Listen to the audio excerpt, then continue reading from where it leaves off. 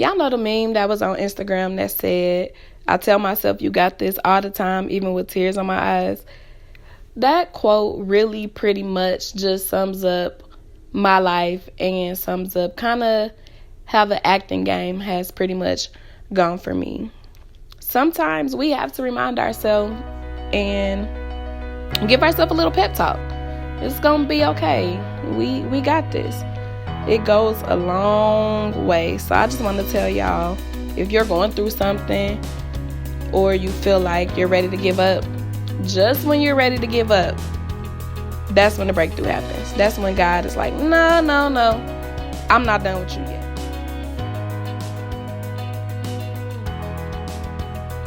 Hello, I'm Miss Brittany Passion, all the way from the Gem City, home of aviation, Dayton, Ohio.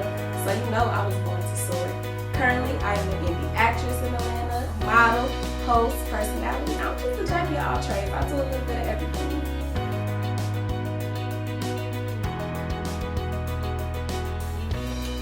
Atlanta is the home, it is the mecca of the entertainment industry.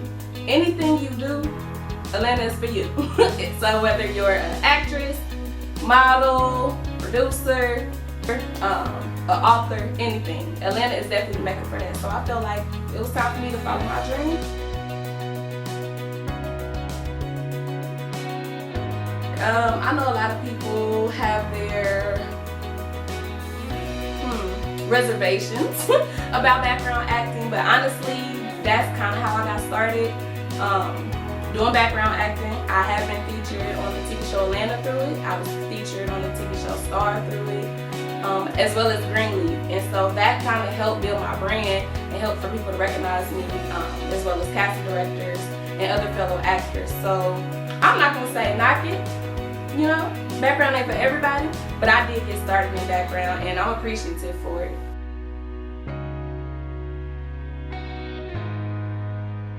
My main thing and my main reason for doing background was to network. Point blank period. You meet so many different people by being on set.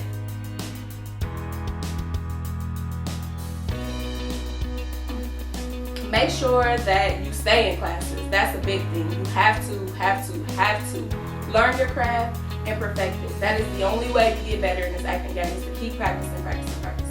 And second, that acting is a trust game. It's a game of trust. I learned that from Rebranding. So you have to be able to execute. Once you perfect your craft, you can execute, and then the casting directors will trust that you can do the job for them. First SAG project that I'm happy to announce, the Brian Banks movie. That was my first SAG project that I worked on last year, or earlier this year, where I got to play a 16-year-old. I played the accuser's older sister of Brian Banks. And that movie comes out August 9, 2019. We just got the date yesterday, so I'm so excited.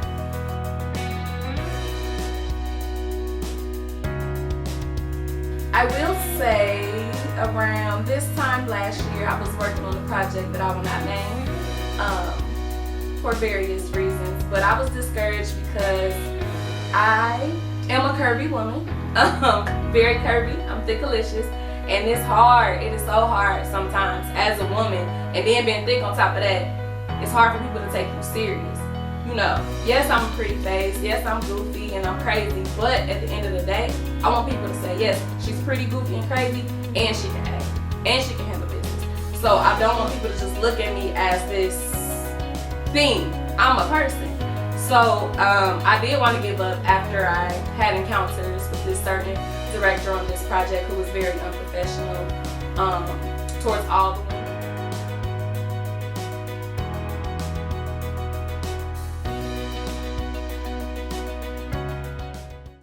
So many people go through things. I talk to so many different artists that have been through so many things, maybe emotional, maybe spiritual, things with their family, things with their relationships, whatever it is, but they hold it in their bag and they keep it with them. Use that as your brand, and understand if you're going into this industry to be a name or to be famous or to be known, to use whatever you've gone through to be a healing for someone else that is going through.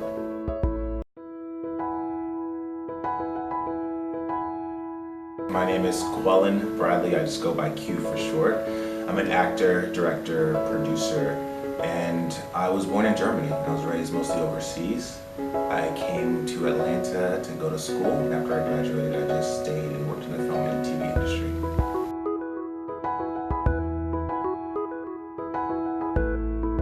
As an actor myself, I've enjoyed the journey because I started as a background actor and kind of worked my way up. But because I started as a background actor, I have such a stronger appreciation for the whole process of putting a film together, because everyone counts, even the person in the background to the director.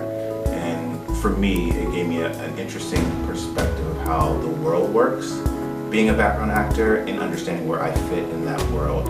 And you wouldn't see that if you just learned it in school. It's important to actually be on set to see what part of the industry you can fit in.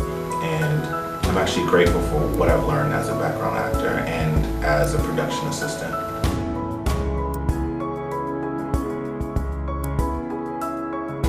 My first SAG speaking role was, my first indie role was a lot of fun because I had a stunt on it, and that was on a tiny project. I don't even remember the name of it, but that was back when I was at Morehouse. And it was a couple of my Morehouse brothers, we came together and just made this independent project. And not only was I acting in it, but I was also helping with first AD it, and I was helping with props. And in the independent world, you do everything. That's just part of it. It's kind of like theater, where in theater, you might be on stage one night, but then the next night you're actually helping with costumes and everything else. In the independent world, it kind of works the same way. I was acting, but I was also doing other things as well.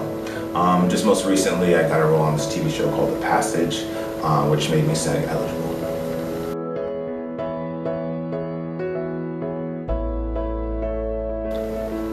It's important to have balance in all that you do. This industry, it takes money to make money in the industry. You have to invest in yourself, and it's important to just know how to balance all that out, because you have to have high quality headshots, you have to have a high quality reel, you have to spend money on training classes. That's just part of the work. So if you need to supplement that with a job, I think that's something you should do. If you have a job that's related to the industry, that would be the most ideal situation. I used to work at Del Taco in Macon. I came up here and found a Del Taco here in Atlanta. Started working at Del Taco. When I was at Del Taco, I was very, very, very lost. Didn't know what I wanted to do.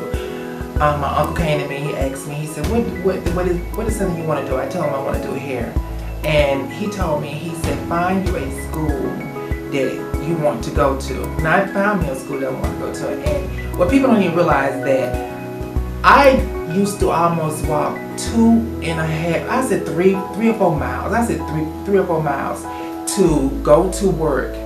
I was working actually 2 jobs, working at Del Taco, and I was working at Big Star. And when I was at Big Star, the bus did not go to that neighborhood I lived in. So I would walk to like 3 or 4 miles to Big Star, go there and work as a cashier, leave Big Star, get on the bus, the 15 Decatur, go to Decatur, catch the train to, it was Lindbergh. I did that so much, and that was something that people don't even realize. And when I did that, I was kind of lost. I was just like, when is my time gonna come? When is my time gonna come?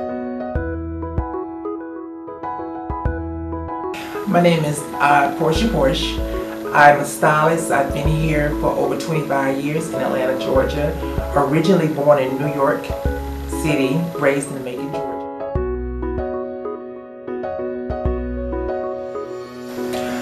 Well, I graduated from high school in 1987. Didn't have any goals or anything what I wanted to do. I moved to Atlanta and just wanted to start a whole new life. But got up here, but my passion was always doing hair. It always came natural to me. I always just had this little nick where I wanted things to look beautiful. I always wanted women to look beautiful, and I would just look at, back in the day, there was an artist by the name of Natalie Cole, and I used to love her hairdos and everything. So I would be practicing on my dolls and things like that when I was younger. And I used to call her Natalie Cole hairdos.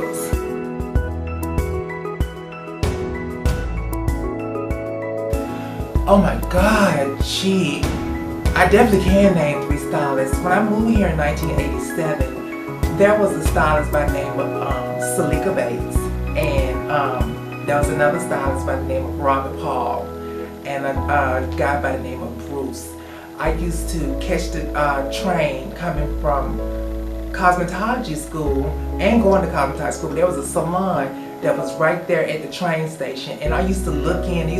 Back then we didn't have Instagram and things like that. They used to have the Polaroid pictures on the windows, and I would look at the hairstyles, and I would just be like, oh my God. And then like, I didn't really have any friends here in Atlanta, so when I would go to the mall, South DeKalb Mall, and I would see these women hair that was so beautiful, I was like, who did your hair? And the name that always came was Salika Bates, or either Robert or Bruce. So those were 3 people that really, really impacted my life.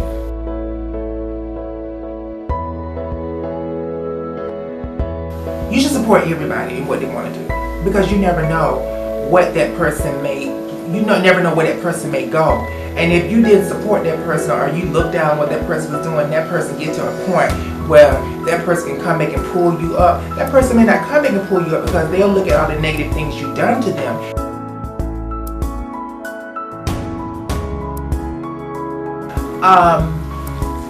I would tell up and coming hairstylists that it doesn't happen overnight.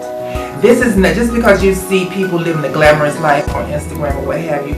You don't know what it took for them to get there. You don't know the struggles they went through for them to get there. Everything, you have your time. Everything is timing. Don't think that when you start that if you're not making this amount of money right then, or you're not where you want to be right then. You never know how long it takes people to get to where they are. You have to just stick it out. Don't give up. And I tell people all the time, just hang in there. Just hang. If it's your passion and it's something you want to do, just hang in there. Well, one thing about me is that I love coaching. I love working with actors, and I think that's one reason why I'm like, oh my God, I love directing. It's because I like to help people's dreams come alive. So I get a lot of actors that come to me. Everybody has they're on their own different level as far as where they are as actors, as far as their skill set. And I don't treat every actor the same. Everybody, it's like having kids. Every kid, when you have kids, you have 3 kids. You can't treat them all the same. All these kids are different. You know what I mean? So same thing with me with the actors. Like, they all have different skill set levels, and I just love working with them and watching each of them grow. Even the ones who I work with, actors who are also on my level or even higher, booking major roles and reoccurring roles, and doing Hollywood movies and that sort of thing, and still watching them grow, watching them through this auditioning process, and also learning the process that each actor takes, because everyone has their own way of doing things, you know what I mean?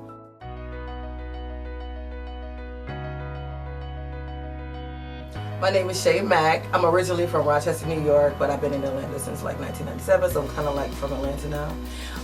And I am an actor, I am a director, and I am a producer here in Atlanta.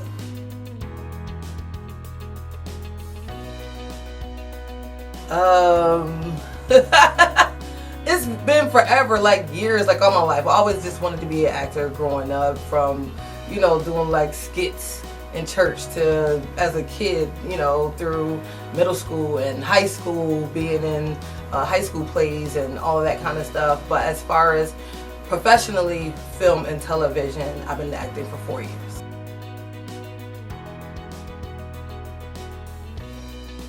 I started out in the theater. I love the theater. I love the stage, acting and all that kind of stuff. When I moved to Atlanta, I did high school plays and stuff like that. When I went to college, I went to Spelman for theater. I was a theater major, and that's when I learned I love directing. And then once I graduated from college, I started directing stage plays and acting in stage plays.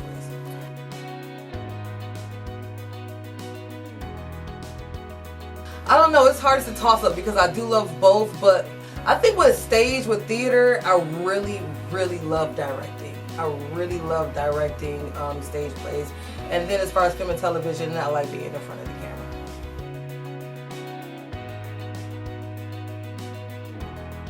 Speaking role professionally was Tyler Perry's For Better or Worse. That was in 2015. That was my first speaking role. It was a good little role too. I had 2 scenes and everything. I got to work with everybody. I had a great time.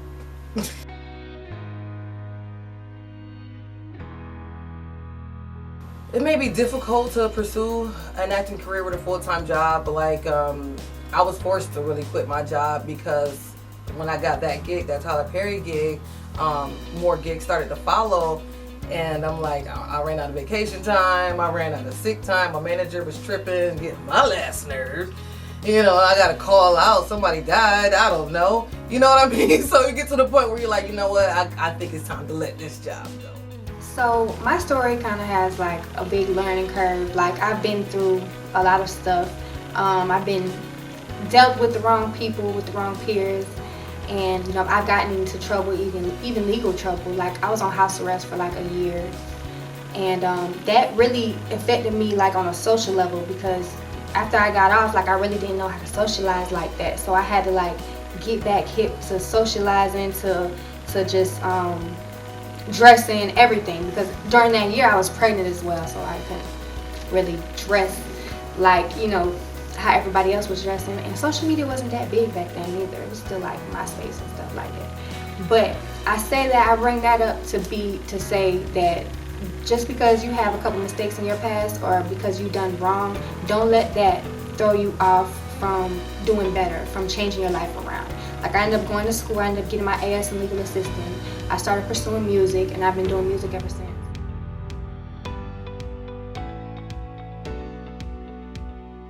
My name is Shyla Moore, and I'm from Tampa, Florida. I'm Puerto Rican. Both my parents are Puerto Rican, but I was born and raised in Tampa.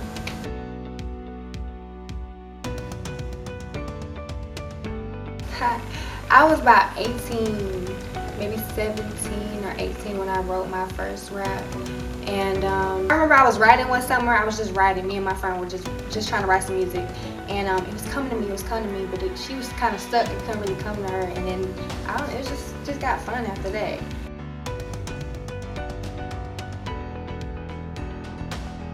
I worked at Burger King for 3 days. I worked at the movie theaters, and I worked actually a lot in accounts payable. So I worked actual 9-to-5s. I worked for different companies, property management companies, and yeah.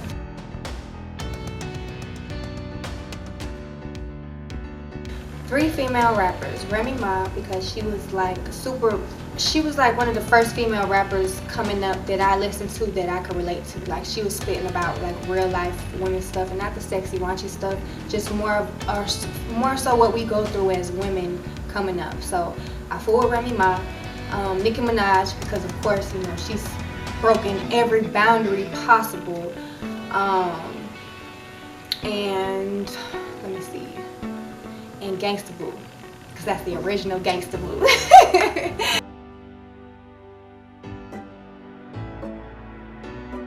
Past and present, I would have to give it to Lil Wayne because he's the GOAT. Future because he's another GOAT. And Drake because he just kind of brought the pop into it. He made it real. He made hip hop real marketable to every genre across the board.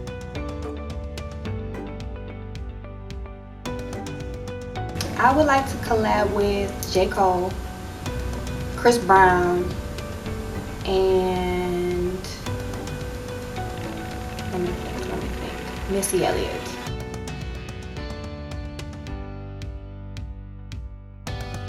Yes, all the time. Especially the people closest to me are actually the ones that like to discourage me from rapping the most. But I read a meme once and it said the most successful people in life were once told that they couldn't do something, that it was impossible, and they chose not to listen. So you just gotta keep that in mind. Do you, boo.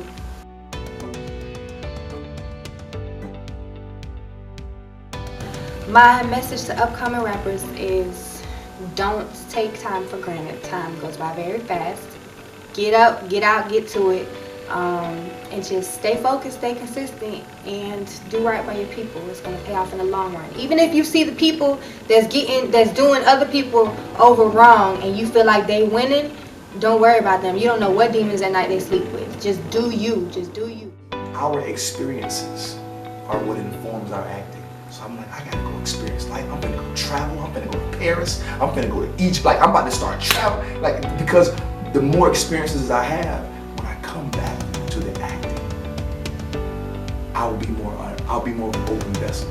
You know what I'm saying? To share, because that's the beautiful thing that I love about acting. I love Freddie Hendricks, Baba Freddie told me from my first acting class. He said, acting is doing is being, and being is believing. And that has stuck with me since day one. Like, if you do the work, you will be the embodiment of this character, and then you'll be believed. Because if you don't believe yourself, then the audience ain't gonna believe.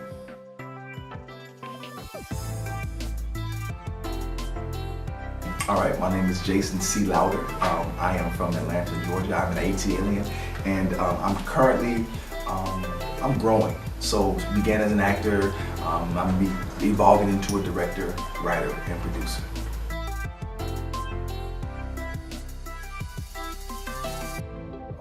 I did some background acting in the earlier part of my career because I thought it would only show me what I needed to know. Funny story, on one background opportunity, it was for a film called To Kill the Messenger with Jeremy Renner. They just asked, hey, does somebody want to smoke crack?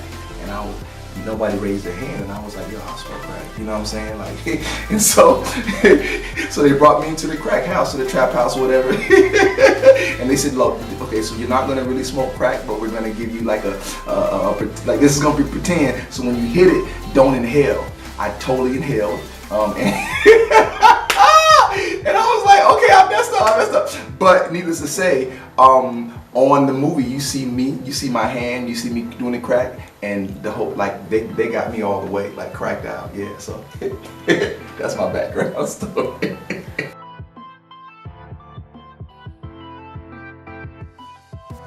Okay, so all right, so I've become a fan of the 48-Hour Film Festival, and my first 48-Hour Film Festival was in 2011, I want to say, and it was called, shout out to Gladys Edia, it was a film called Soulless, and it was about shoes, and I was at the very end of the film, and I asked her, are those your shoes? And I killed it too, baby. I was on it. So needless to say, I did 48-hour film festivals every year up into 2017. So I did it back to back. And each year I just kind of grew my but that was my first, I guess, speaking role. And then as far as like SAG speaking, I don't remember. Actually, I do. I digress. Okay, so I was also on a show on TNT called Good Behavior. That was my first actually like real, like, okay, legit, like, okay, here's the script. We flying you out to North Carolina. We getting your hotel room. You got per diem. They gave me cash, and they were like, okay, here you go. And I was like, am I supposed to get this back? They were like, no, brother, this is for you. So, needless to say, I had a scene with the lead actress, Michelle Dockery. Amazing. I mean, we just talked and kicked it before we even got to the scene. The casting director was like, I love you. I love what you did in your audition. Let's just do that again. And I was like, oh shit, I forgot what I did in my audition. So, so needless to say, we had a great scene, and I told everybody it was coming on, and then they cut my scene.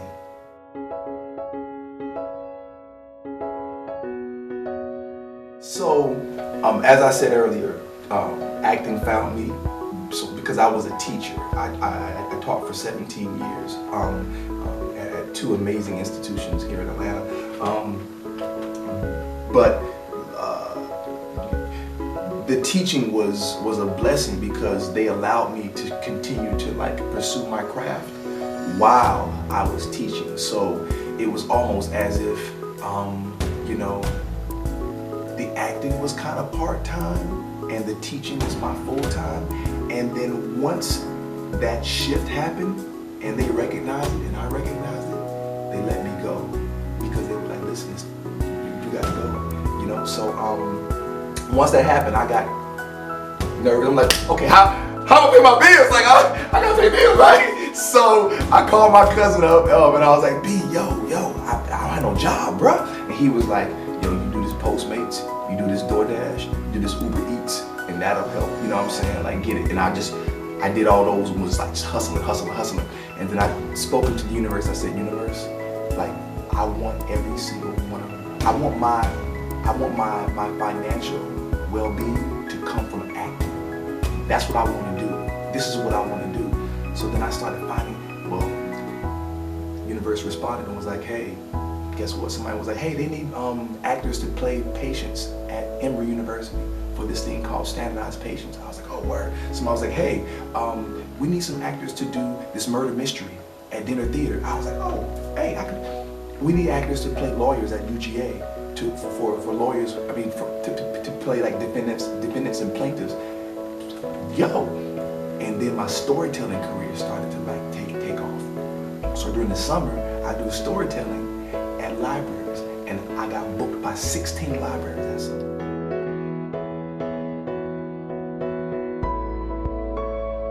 And then there was a time also when I had like, and I got it on my phone too. I had 32 cents in my savings account, and I had $1.06 in my checking account. And I was like, yo, bruh, like,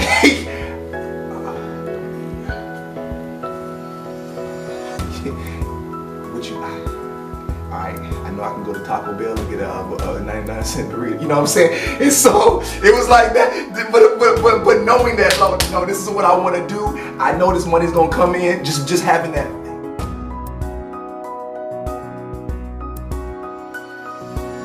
So my family, my mom and daddy have come to every single play that I've done since 2009. They've come to every single play. And I've been in a bunch of plays. And so just knowing and seeing them come, it was almost like, not a validation for me, but it was more so like a confirmation that I'm doing what I'm supposed to be doing. You know what I'm saying? And then like, just recognizing that my family is like, my cousins, and they're like, I saw you on Swamp Murders, or I saw you on Fatal Attraction, or whatever, or just like having conversations with them, you know, like the real, the push for me, or the thing that like said, you know what, you have an opportunity and you have a responsibility. My little cousin, when the Adidas commercial came out, that night my little cousin called me. He was 15. He said, they called me Jake. He said, Jake, I saw you, I heard you on the Adidas commercial. He said, you can pursue your dreams and they can come true. I was like, absolutely, bro. Glee. I said, whatever you want to do, if you give it your all, you put the work in, it will happen. This career is not easy. Definitely hard. As a stylist, or if you even have plans to want to open up your own salon, I would just say that you put your all into it. Don't be greedy. Feed your team. Share benefits. Uplift one another. Be good to your clients. Especially be good to your day one clients. I done had so many opportunities to do celebrity hair and all type of stuff. I'm not saying if that's your goal, that's cool, but I love my day one clients. I love my normal clients. They come in, they pay, they are the bomb.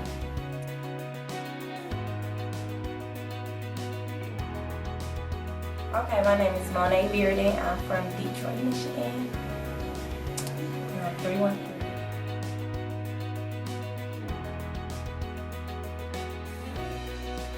Opportunity brought me here, and I'm from a city where it's just so many hairstylists. So after I had touched the majority of my city, I just wanted to start over and rebrand myself, recreate myself. I deleted my Instagram, I changed my number, I went back started from the bottom and grinded it back out. So I love it.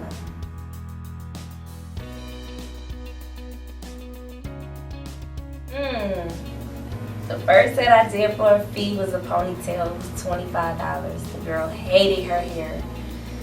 I actually had to get somebody in the salon to help me fix it. I'm from Detroit. She was ready to fight. I was ready to fight. It was just a totally crazy experience, but I didn't stop. I kept going.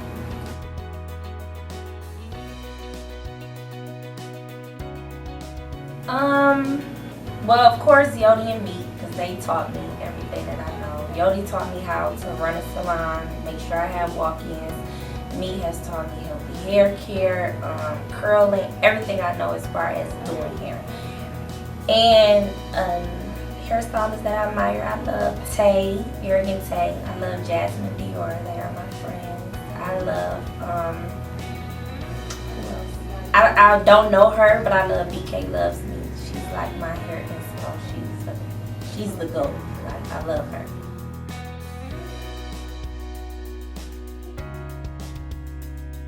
Sometimes you get stuck and you feel as though that you want to be more creative. So by me being a salon owner, everybody is looking up to me to create and to invent. So sometimes I get really stuck and complacent, so I have to go online and see other stylists and get some inspiration and to get back ahead of the game.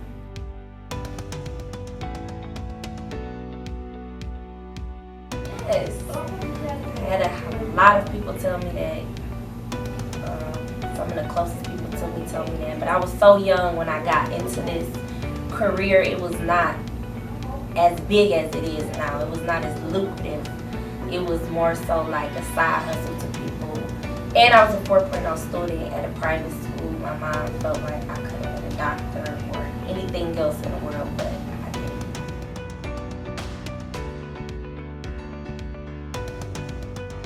I'm still here. Still here for you. Like, fuck it.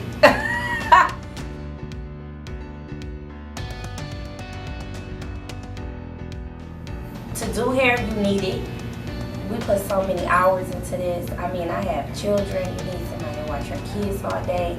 I can't cook dinner every night some nights. Like, I'm in the salon 24/7. My goal is to one day just not being here, but still being here. But you really need a support system. It gets hard. It gets lonely. And all you do is work.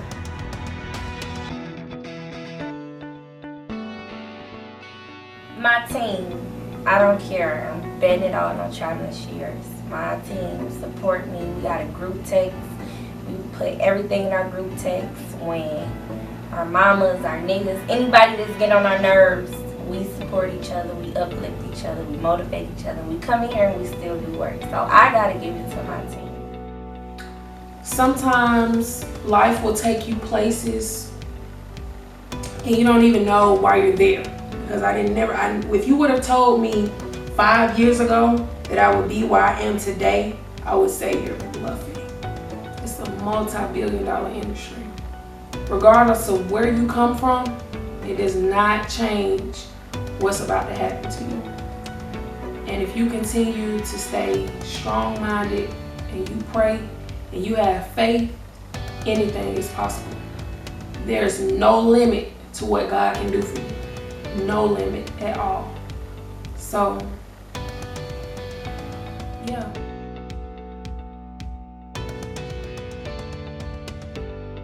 My name is Sade Doe, and I'm from Decatur, Georgia.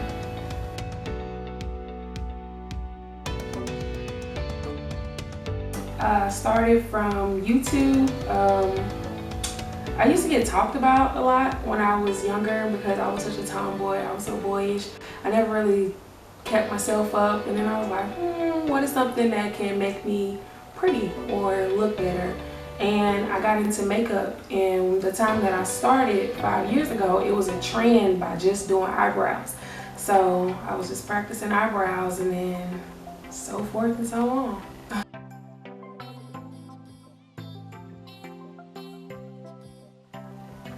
I wanted to be a new person, be a new me. It was hard, you know, being talked about in school and not feeling like the prettiest girl. Boys didn't really like me as much. So I just felt like I had to be somebody different.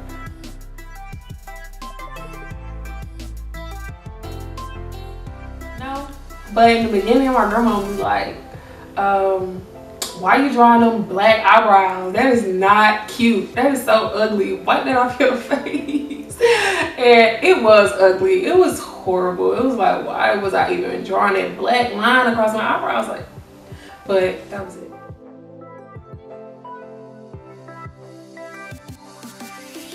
My mom was actually my first trial person. And it was horrible. It looked so bad. I can't believe she let me do that on her. And she did. But like I said, this wasn't the plan. This was never the plan to be a makeup artist. I was trying to go to the military. And it just kind of, I could say from God, you know, like it just came. It just came to me, and they've been supporting me since day one.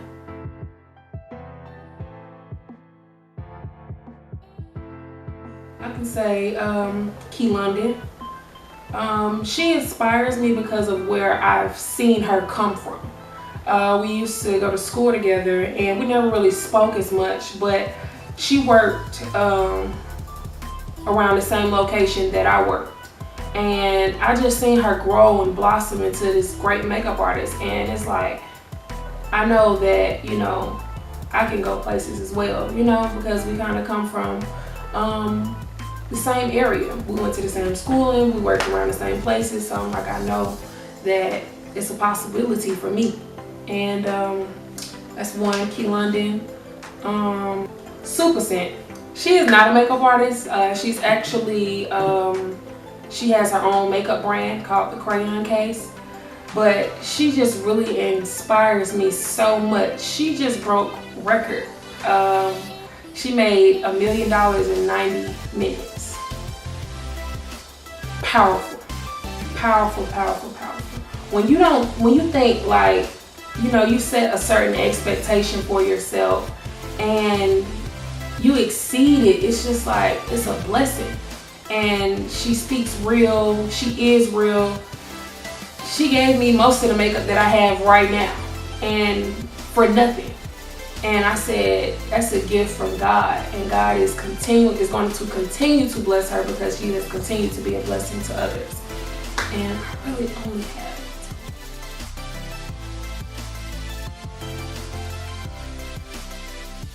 My name is Kalisha Garden.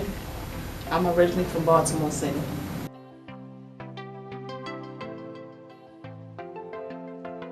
Actually moving here, I made a decision that I didn't want to work for anyone else. I wanted to be around for my son, watch him grow up, just be my own boss so I can make my own schedule. And that way I wouldn't miss anything in my son's life growing up.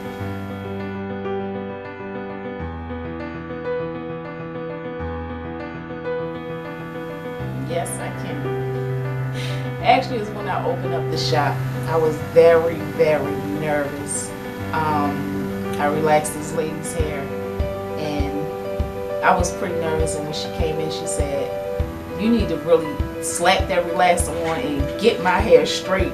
And at that time, I'm like, it's still now, I'm more into hair care, but not really realizing when somebody's short, you need to really, really get it straight. That lady was so pissed for me.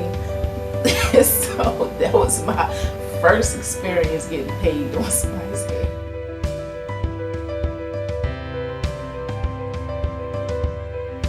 I haven't. Now I have had young girls that come in and they think that you're supposed to charge them bottom basement prices, and you have to explain to them like this is a real profession. They don't come out and say it, but they pretty much kind of think, oh, can you give me a discount? No.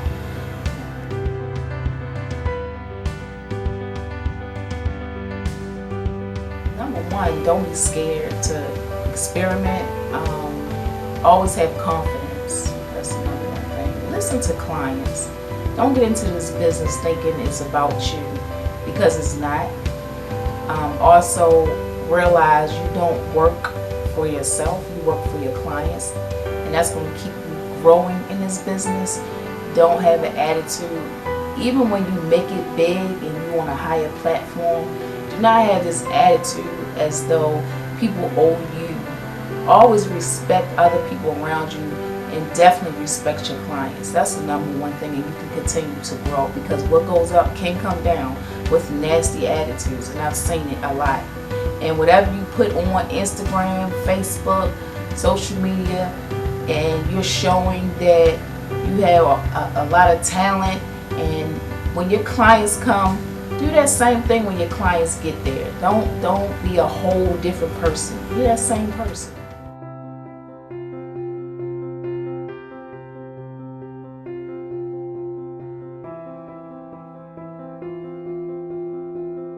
There are so many great actors and singers and vocalists and voiceover artists that are grinding out there, but they'll hear a couple of no's and they'll just completely shut down. Sacrificing to me is letting all of that go. A lot of times people can see sacrifice in the industry of like not spending time with your family, just 12 hours on set, and that's just part of any industry that you're a part of. But you should know that going into it. But I think the main thing to sacrifice is any hurdles that you have that are obstructing you on an emotional level, on a mental level, on a spiritual level, because as an artist, this whole art form is about you being your best person. You have to be able to be empathetic as a reader. You have to be empathetic as a performer. You have to know how to talk to people and communicate with people. And some of those things, those emotional blockages, can hold you back from your own success. Again, I left my job, my full-time job in Nashville to move to Atlanta. I was good. I was comfortable. I was stable. I was making money. So if I wanted to go to Africa in 2 weeks, I had time saved up and I could do that. But once I decided to leave all of that, which it took me a while, if you ask any of my coworkers, they'll tell you. They used to tell me, Brittany, just go, just move to Atlanta. I was calling out of work, saying I was sick, just to follow my dream. And they was like, Brittany, you are too creative and too passionate for a 9 to 5 right now. My biggest sacrifice would be moving to Atlanta, really, because I don't have no family, no friends out here. So it makes it that much harder to move around, especially when you have kids. It's that and, investing in my own studio equipment so I can perfect my sound. And I do that mainly so, my daughter could be closer to her family as well. But also this is there's a lot of opportunity out here for television, for music, everything. My biggest sacrifice is that I moved to Atlanta. I left all my friends in Macon, Georgia. I didn't move to Atlanta. I didn't have any friends. I basically came up here and started all over. I came to a city when I was young, and Atlanta compared to Macon is the country, Atlanta's the city. So that was like one of my biggest sacrifices, that leaving all my friends, leaving what I was comfortable with to come up here to something that I didn't know. That was a big sacrifice for me. Quitting my job. I jumped out on faith. And Lord knows, I'm sitting up there getting my hair done. I said, now I'm about to pay this lady $200, and I just quit my job. But I knew my worth. And she just wasn't, she didn't know my worth. So I said, somebody gotta know it. And I just left. And that was the greatest decision I ever made. Had to be leaving Detroit. I left all my clients. I changed my number. My Instagram was lit. I could have kept my same Instagram. I deleted my Instagram. I completely came here, revamped myself. I had a cheap apartment. And I became a mom, so I gave up a lot for this. And motherhood is definitely something that's a very big sacrifice for me, because you're never at home, barely at home. I feel like anything worth having is worth sacrificing for. So, like, you know, I love my little Honda 2002, but boy, she rolled, I rolled, cause I was like, yo, I could get a new car if I wanted to, but I just did not. I feel like that wouldn't allow me to do what I wanted to do, I needed to do, right? So I rolled my Honda. People like, what are you doing? And I had my water jug. I would pour my water into the refiller, and you know what I'm saying? But she was with me until the end, yo. Moving away from my family was a big sacrifice for me. You know, it was so funny because when I first moved here, I kept going back home to Baltimore. They gave me a going away party and everything, and I still was going back. They was like, "Did you move yet, or what? What's going on?" So that was a big sacrifice, and you know, having my son here away from his family, that was pretty hard on me. I'm not even gonna lie about that. Hey guys, it's Toccarra James with Toccarra James Productions. I really wanted to shoot this documentary to encourage other creatives, be they young, seasoned, just got started in their craft, be it film, hair, makeup, wardrobe, office, corporate, whatever you branched out to do in regards to pursuing something that's much bigger than anything you've ever done, you to continue to do what you're doing. The people I chose to be a part of this project, I really admire in their own craft. Some of them are not film, obviously, but they are dynamite and monsters in their crafts. They've been doing this for years. So they understand the grind, they understand the hustle, they understand the work that it takes to be great. Nothing that is worth having will be easy. So just keep that in mind. And when the time comes, because I honestly feel like eventually it will, that you decide you want to throw in the towel, or you've had enough and you want to, go and find you a job, bring back to the forefront of your mind where the urge came from for you to pursue this craft or pursue your craft. For the new actors and actresses, I'm no guru in film, but what I have learned is that it's something that you can't let go of once you start, right? It's like wanting something so bad, but the road to the finish line is not going to be an easy one. Push forward. Connect with other people who are doing what you're doing. And everyone wants to connect with the person who's already at the top of the totem pole. I get it. But the people who are around you already are the people you probably should try and connect with first. Honestly, that's how it started with me. I shot my first web series, and I chose people who were already in my circle. And I'm forever grateful for those people. Look inside your own area, inside your own circumference, your own circle, because that's where the gems are. Eventually, you'll run into people, great resources who've been doing this for several years, who are willing to sit down and talk to you, answer a few questions, do those talkbacks. People hold them all the time. You have to get on Eventbrite and look up those talkbacks and meetings and meetups and things like that, where you can get more knowledge in regards to the industry. And me myself, I haven't even scratched the surface. Yes, true enough, I'm starting to see trinklets of the work I've been putting in for the last few years, but I'm still nowhere near it yet. So I hope you enjoy the documentary. Again, I'm so grateful for the men and women who took time out of their busy schedules and sat down with me for the interview. Thank you, ladies and gentlemen, so much. Your humbleness, your generosity, your open arms will never go unnoticed, and I am forever grateful. Thank you again, and I hope you guys enjoyed it. Bye. Do you have anything else? You want to give me a blooper? What's that? Did you start out doing theater, or you started out in film? Started out in the theater. That's my Oh, sorry. I'm on. Hello? Hello? Okay. I think I'm still on. No, I was born to soar. I am. I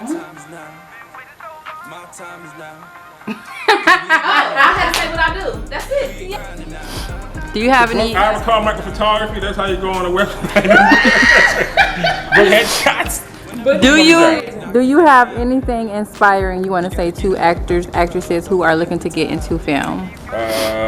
You gotta keep going, right? You gotta, if it's your dream, it's your passion, you gotta keep at it. You know, it's not a sprint, it's a marathon. And that's cliche, but that's true. So if you love it, just keep at it. Class. Always have to take class and keep going. One more. Since you obviously are a master at your craft, how important do you think headshots are for an actor's career? Headshots is vital. That's your card, right? Your calling card. That's the first thing that the agent is going to see, the casting director is going to see. So you don't have a professional headshot. You're playing. You know? So, I'm sorry, I said that was the last one, but one more. Okay. How often should they update headshots? Oh, so you talking from an actor or for a photographer? Actor. I'll tell you update every month, right? What? Shucks, every 4 months maybe. So that's what, 3 times a year? Yeah. Good. All right, tell us again how we can find you. I recall Michael Photography.